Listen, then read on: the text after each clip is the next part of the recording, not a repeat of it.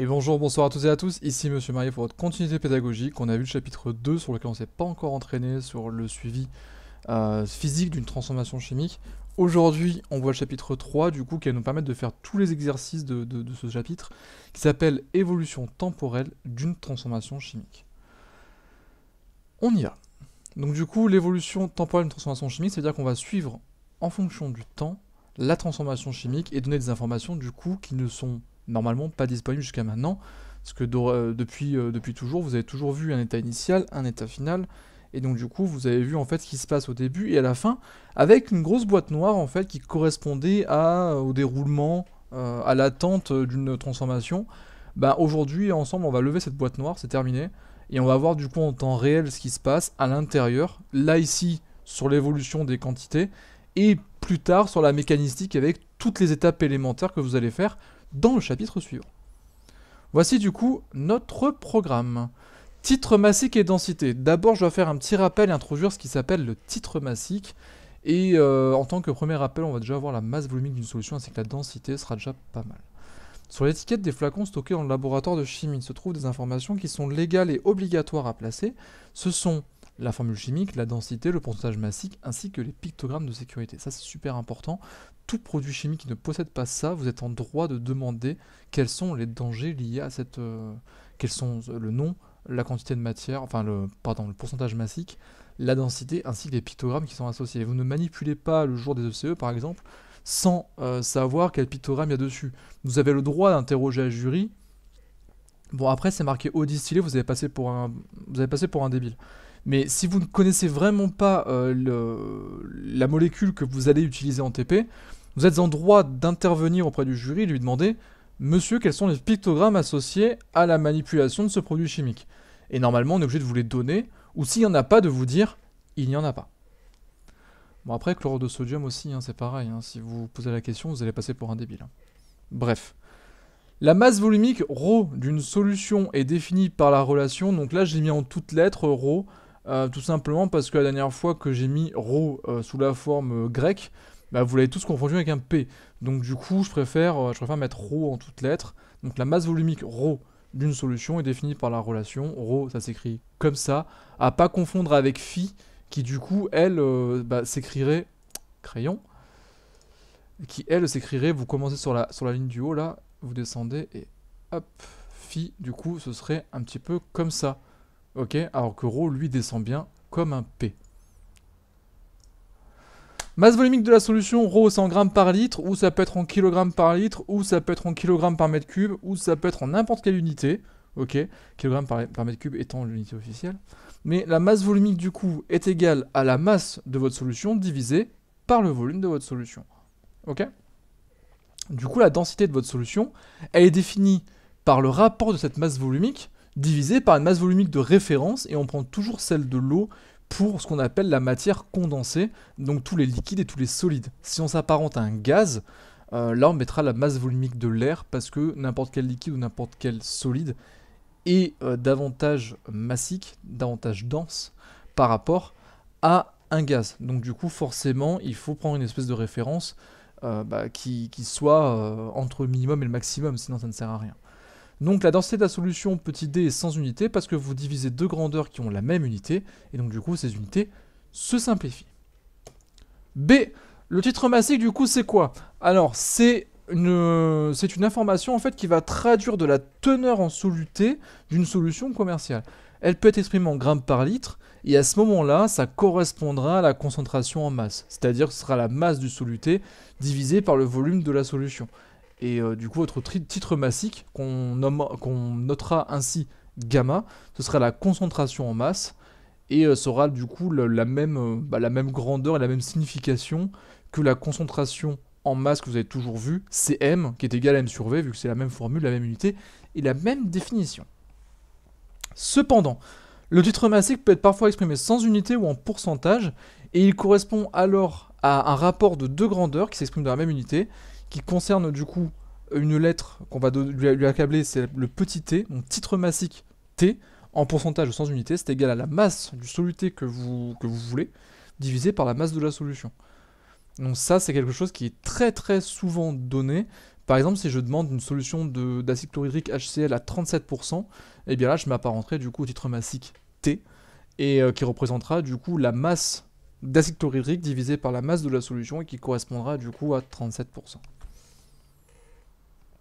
Sachant que 37% pour l'HCl, c'est la concentration maximale, hein, c'est quand il est fumant l'acide, hein. On ne peut pas aller plus haut.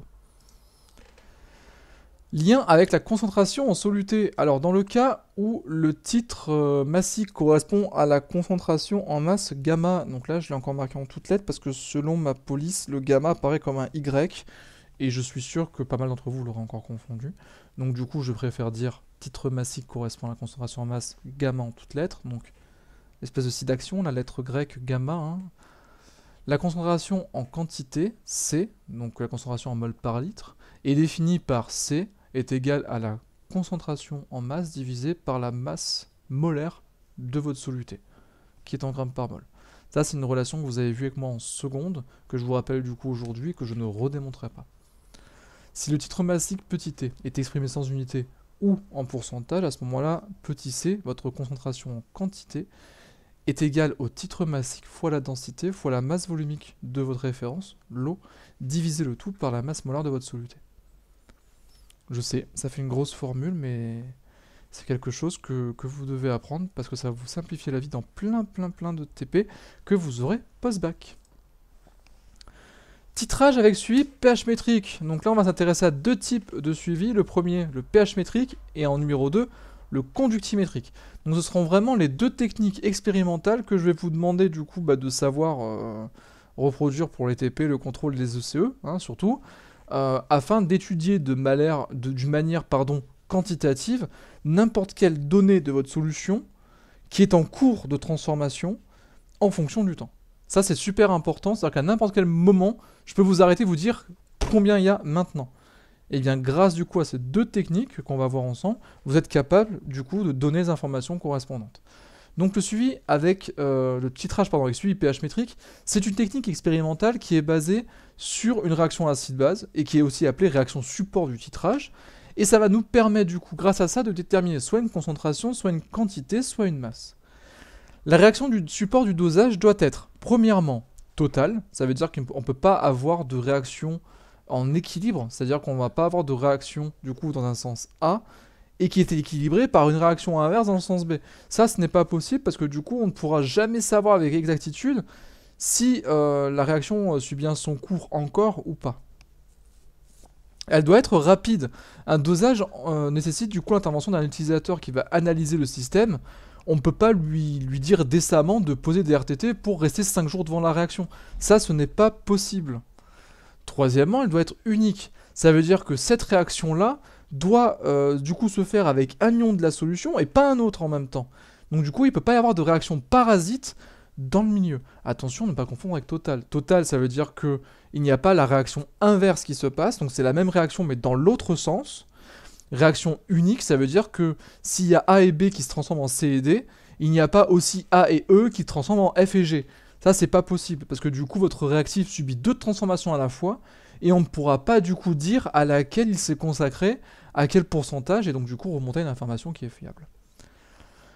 On introduit du coup dans un bécher de volume V0 de solution attitrée un barreau aimanté, une sonde de pH mètre étalonnée. Donc du coup, vous allez mettre dans votre bécher en bas de la burette votre volume de solution inconnu, de solution que vous connaissez le nom mais pas la concentration. Et vous allez du coup mettre le barreau aimanté pour homogénéiser le tout. C'est un facteur cinétique, on reverra dans le chapitre 4. Et vous mettez une sonde du coup de pH mètre étalonnée. Donc du coup n'oubliez pas d'étalonner votre pH mètre, c'est super important. Mais bref, vous faites plonger la sonde à l'intérieur et vous allez avoir du coup l'information du pH qui va s'afficher sur votre appareil en temps réel. Vous allez progressivement verser avec la burette au-dessus la solution qui est titrante, celle dont vous connaissez toutes les informations, et vous allez l'ajouter goutte à goutte, de façon à ce que, au moment où vous allez avoir le changement drastique de pH, qu'on appelle le saut de pH, ou le virage de votre pH, que vous puissiez du coup arrêter net votre versement, et regarder quel volume équivalent vous allez verser. Ok ? B. Évolution du système chimique. Donc du coup, vous étudiez la réaction qui se passe entre un acide et une base, ok, ça peut être l'acide A et la base B, ça peut être l'acide B et la base A. Dans tous les cas, en fait, le A, c'est celui dont on ne connaît rien, l'espèce attitrée. D'ailleurs, j'ai oublié un A. Et l'espèce B, qui est titrante, dont vous connaissez tous les aspects. Le tableau d'évolution qui est ci-dessous permet de décrire la composition du système au cours du titrage pour un volume versé. Donc du coup, vous allez avoir 3 grosses catégories qui vont vous intéresser. C'est avant le virage de pH, après le virage de pH, et pendant ce virage de pH, qu'on va appeler avec un mot-clé qui s'appelle l'équivalence. Donc du coup, au moment où vous avez pile poil incorporé de votre volume de la solution B pour réagir de manière stoichiométrique avec ce que vous avez versé comme volume V0 dans votre bécher en bas de solution A, et bien du coup vous avez ce qu'on appelle l'équivalence. C'est-à-dire que vous avez changement de réactif limitant ou le moment où tous les réactifs sont limitants. En fait, vous avez épuisé tous les réactifs, vous avez incorporé dans les proportions stoichiométriques. Avant cette équivalence, du coup, on sait qu'on n'a pas versé assez de solution B titrante pour la solution A qui est au fond attitrée. Ça veut dire que du coup, la solution A est encore en excès. Pour constater la quantité qu'il y a du coup pour un volume versé qui est inférieur au volume équivalent, et bien du coup pour la solution B tout simplement, il y a 0. Vu que vous rajoutez goutte à goutte, imaginez le début de la réaction, vous versez un volume V0 en bas, hein, ok, de solution A, et vous versez, pouf, une goutte de solution B. Bien forcément la solution B, elle est par défaut, elle est limitante, et donc du coup à la fin de la réaction, vu qu'elle est totale, rapide et unique, ben, il ne reste plus rien en solution B. Pour remonter à la concentration de solution A, enfin, ou la quantité de solution A qui reste, bah, vous allez faire N0 de A, la quantité que vous avez mis au départ de A, moins la quantité que vous avez mis de la solution B, avec comme coefficient correcteur les chiffres stoichiométriques. Je prends un exemple. Si vous êtes dans un McDo et que vous voulez... Oui, encore le McDo. Si vous voulez prendre un McDo et que vous voulez, par exemple, dire que ici, ben, ça, c'est votre nombre de viande. Ok, donc ça, c'est la viande. Et mince. Ça, c'est votre viande. Hop. Viande. J'écris très mal à la souris, vous me pardonnerez. Ok. Et ça, c'est le pain. Voilà. Et votre manager McDo, il vous dit à un instant T, stop tout le monde, on veut savoir combien il y a de viande par rapport au pain. Sachant qu'on connaît le nombre de pains qu'on avait au départ, mais pas de viande, parce que quelqu'un a oublié de les compter, j'en sais rien. Mais vous savez que du coup, vous avez une viande plus 2 pains pour fournir, par exemple, un burger. Donc ce serait les burgers, par exemple. Il n'y a pas de D hein, dans ce cas-là. Donc du coup, vous savez en gros que votre nombre de viande au départ, il n'est pas connu, c'est ce que vous cherchez. Mais vous savez que par viande que vous avez utilisée, vous avez du coup mis 2 pains avec. Ok. Donc pour avoir à n'importe quel moment la quantité de viande théorique qui vous reste, eh bien c'est ce que vous avez au début en viande avant d'ouvrir le magasin, moins A sur B, moins 1,5 de votre nombre de pains, donc volume fois concentration, vous savez que C fois V c'est égal à N, donc moins 1,5 de la concentration en pain que vous avez utilisé. Ok. Parce que vous savez qu'il faut 2 pains par viande. Donc du coup, si vous utilisez 2 pains, vous utilisez une viande. Donc forcément, par rapport à la quantité de pain, il faut diviser par 2. Ok.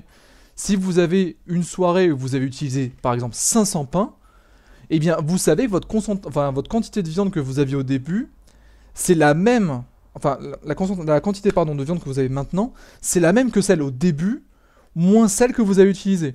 Donc du coup, c'est celle que vous avez au début, moins 1,5 de la quantité de pain que vous avez utilisée.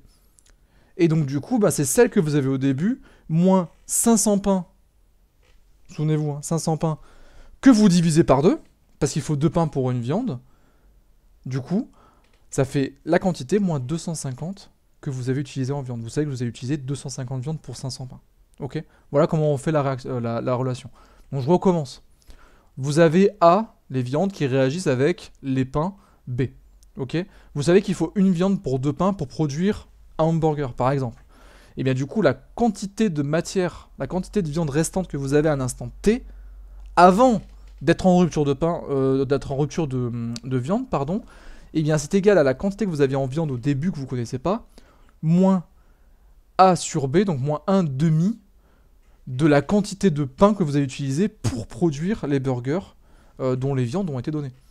Donc du coup, si vous avez utilisé par exemple 800 pains, et bien du coup, vous savez que la quantité de viande que vous aviez au départ, et bien on a enlevé du coup 1,5 fois 800 pains, donc 400 viandes à cette quantité initiale. Ok? Prenez un papier à côté, écrivez, faites des exemples, chiffrez-les, et vous allez voir que ça va devenir beaucoup plus clair.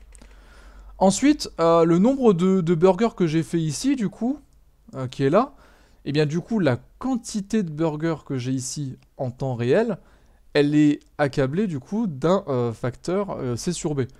Donc je sais que ici, j'ai un burger tous les 2 pains utilisés. Donc du coup, C sur B, je sais que je vais avoir un demi-burger par pain utilisé. Donc si j'utilise 800 pains, bah, je formerai 400 burgers. Et encore une fois, ça tombe juste. Mettez des exemples clairs et précis.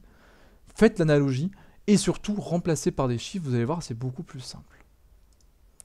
Je repars dans mon cas initial du coup. Donc si je forme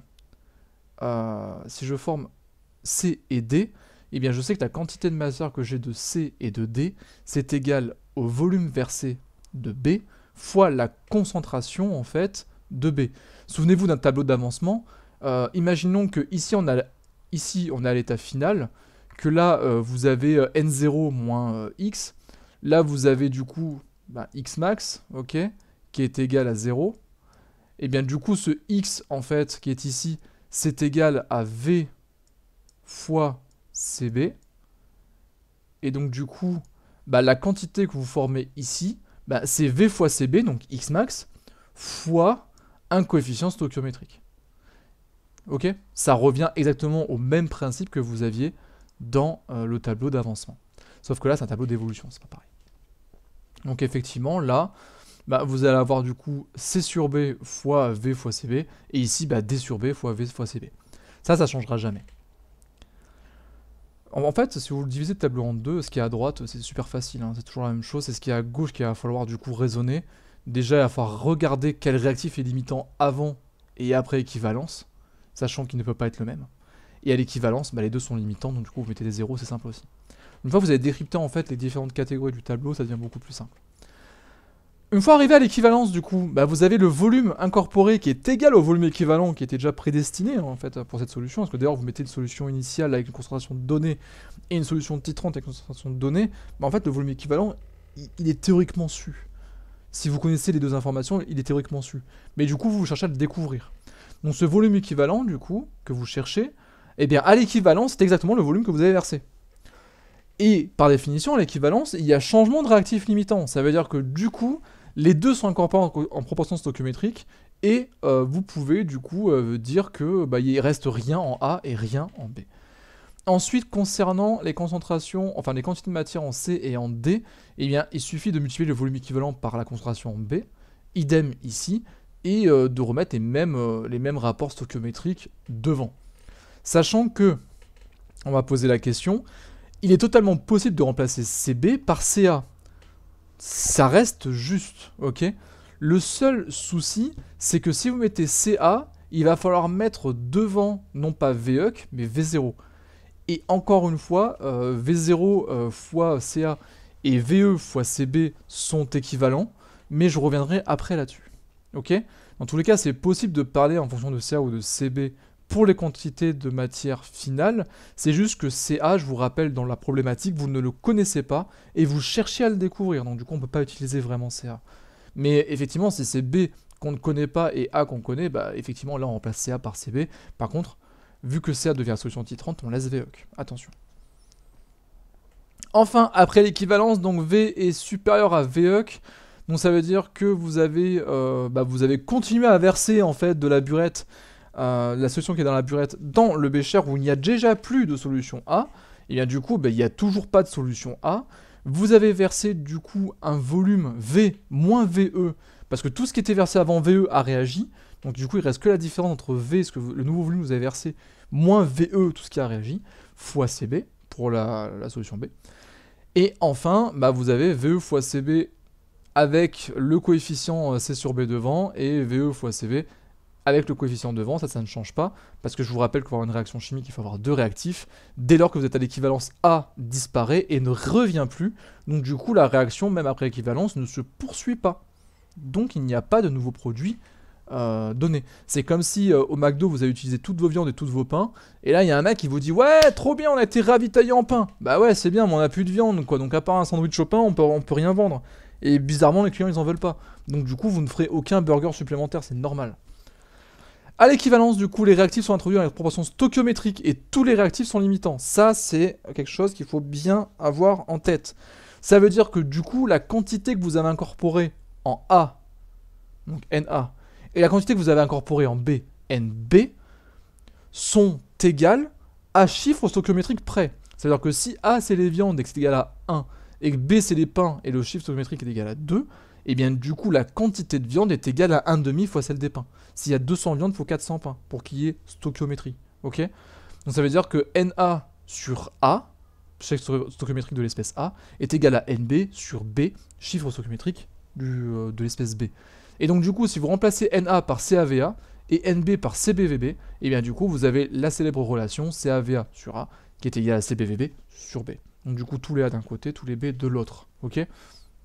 Dans le cas où vous avez des chiffres stoichiométriques tous égaux à 1, vous retrouvez la relation qu'on avait en seconde, CAVA est égal à CBVB. Ok?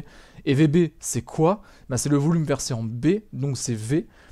Et à l'équivalence, du coup, c'est même VEC. C'est pour ça que ici, quand je vous parlais de prendre l'espèce A à la place de l'espèce B, bah, je vous dis que CA fois VA, bah, c'était égal à CB fois VE. Ok?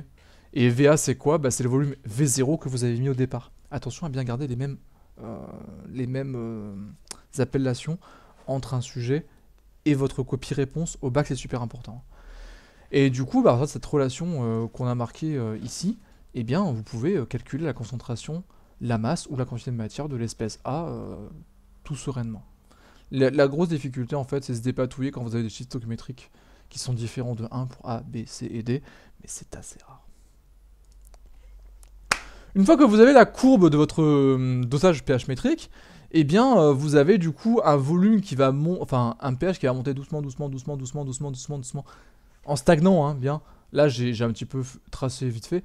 Donc du coup, vous avez un volume versé qui augmente et vous avez le pH qui stagne. Et d'un coup, vous allez avoir une grosse augmentation de pH pour ensuite restagner.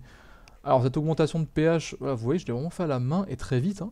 Donc vous avez du coup un volume équivalent qui est très difficilement exploitable sur...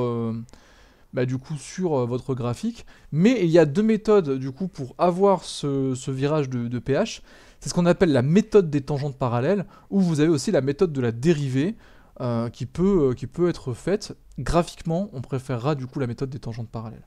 Donc comment on fait cette méthode des tangentes parallèles? La tangente, hein, qu'on écrit T-A-N-G-E-N-T-E, qui vient du verbe tangere en italien, donc du coup T-A-N, tangere. Donc forcément vous avez un E à la suite du G. De toute façon sinon ça ferait... sinon T-E-N-G-A ça fait tanga. Donc du coup c'est plus du tout la même signification. Hein. Voilà, donc tangente, T-A-N-G-E.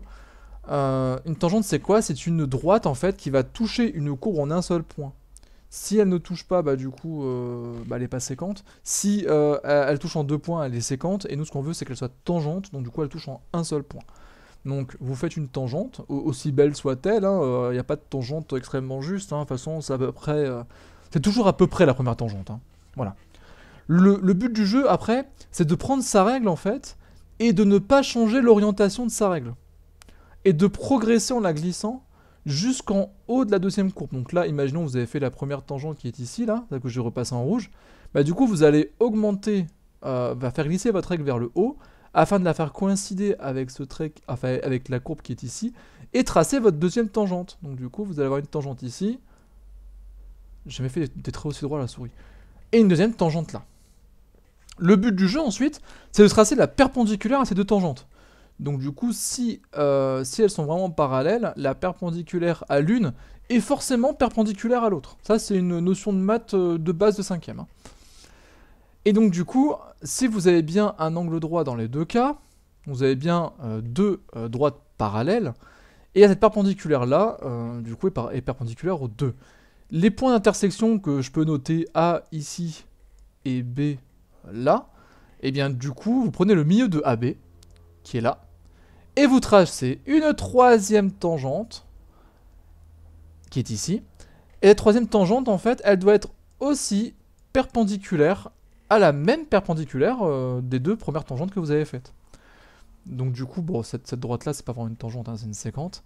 Mais tout ça pour dire que la troisième perpendiculaire que vous allez faire, en fait, va couper votre courbe en un point qui est ici.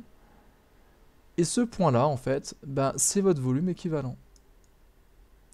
Waouh, j'ai jamais aussi bien écrit. Ok? Ça, c'est votre volume équivalent. Voilà, du coup, pour l'exploitation, en fait, par méthode des tangentes parallèles. Si vous voulez juste un petit avant-goût de la méthode de la dérivée, bah en fait, la méthode de la dérivée, je ne sais pas comment ça va se présenter ici, hein, la courbe en général. Il faut étudier la fonction dérivée de la courbe, de la relation pH en fonction du temps. Donc du coup, dpH sur dt, en fait, bah, vous pouvez juste savoir que ça atteint un extrémum à l'équivalence. Donc du coup, si je prends une droite qui est à peu près constante sur 0 et qui atteint un extrémum à l'équivalence, bah, ce serait une droite qui correspondrait à ça, en fait, qui augmenterait, tac, et qui rebaisserait ensuite. Voilà. Donc là, par exemple, on a un extrémum ici pour la dérivée, sachant que la dérivée, ça peut être un minimum aussi, ou ça peut être un point d'inflexion. Hein. Un extrémum, ça peut être ces trois trucs-là. Mais bon, en général, ça fait un truc comme ça. Et donc du coup, le maximum qui est ici, bah, vous l'analysez en fait en abscisse, et ça, encore une fois, eh bien c'est VOC. Ok? Voici. Titrage avec suivi, du coup, conductimétrique. Attention, j'ai fait une faute dans le titre, j'ai oublié de le changer. Donc là, c'est conductimétrique. Principe du titrage conductimétrique. Alors, du titrage avec suivi conductimétrique, c'est une technique expérimentale qui repose sur une réaction chimique, qu'on appelle aussi réaction de support, qui doit être, du coup, totale, rapide, unique. Mais cette fois-ci, on s'intéresse à l'apparition et à la disparition des ions qui sont en solution. Et ça va nous permettre de déterminer, encore une fois, une concentration, une quantité ou une masse. Le principe, ça va être le même que pour le titrage pH métrique, sauf que là, à la place d'une sonde à pH métrie, on va utiliser une sonde conductimétrique, et toujours étalonnée, bien sûr. Et on va mesurer la conductivité sigma du mélange après chaque ajout de solution titrante, encore par le biais d'une burette. Il est néanmoins nécessaire de travailler avec un très grand volume de solution à titrer, parce qu'en fait, à chaque fois que vous allez ajouter un petit peu de volume, et bien du coup, le volume total que vous avez en bas va augmenter, et ça fausse de manière un petit peu trop concrète les valeurs de conductimétrie, donc du coup, il faut prendre un grand volume au départ. Voilà. Pour que la variation de volume, en fait, soit négligeable. Si vous prenez, par exemple, 100 ml en bas dans votre bécher, et que votre virage, il est à 105 ml, ben, du coup, vous passez du simple au double pour le volume, et la concentration, c'est plus du tout la même. Donc du coup, forcément, toutes les grandeurs qui dépendent du volume deviennent non négligeables. Par contre, si vous prenez quelque chose de 100 ml, mais que vous savez, votre virage, il est à 10 ml, bon là, on a 10%, c'est pas trop mal. Il vaudrait mieux monter à 200 ou 250 ml en bas, et là, un virage à 10 ml, par exemple, pour le volume équivalent, ben, on passe de 250 à 260. Quand vous prenez une grandeur assez basse et que vous la divisez par 250-260, ben, vous allez voir que c'est à peu près pareil, quoi. Bref, voici pourquoi il faut que l'effet de dilution soit négligeable dans vos mesures de conductimétrie. L'évolution du coup de votre système chimique, en fait, dès que vous allez mettre, en fait, vous avez une réaction de conductimétrie, vous avez du coup un ion qui va être consommé, d'autres qui vont être ajoutés, etc. Donc du coup, il y a toujours un ion qui va disparaître, il y a toujours des ions peut-être qui vont apparaître, ou pas.